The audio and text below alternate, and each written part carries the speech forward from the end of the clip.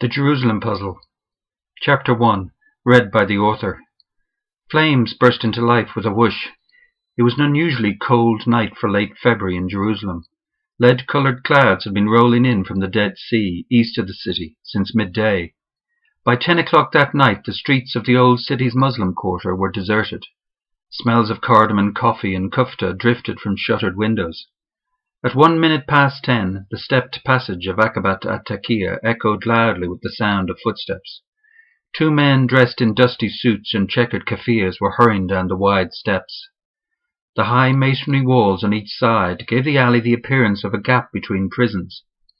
As the men approached the arched entrance to Lady Tunchuk's palace, they saw orange flames coming from the recessed doorway. They stopped, waited a few seconds pressed against a wall, then moved slowly forward, craning their necks until they could see what was burning. Whoever had set the fire was long gone into the warren of narrow alleys all around.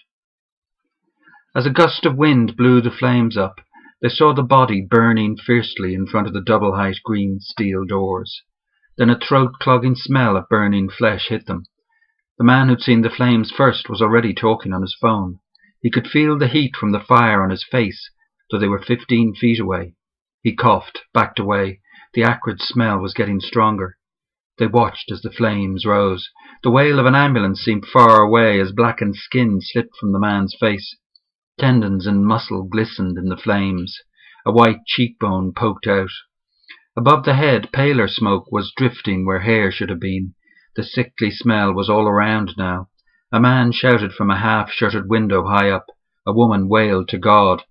A spurt of hissing flames reflected on the alternating light and dark bands of Mamluk masonry and the stone stalactites hanging above the doorway. The sound echoed down the long passage.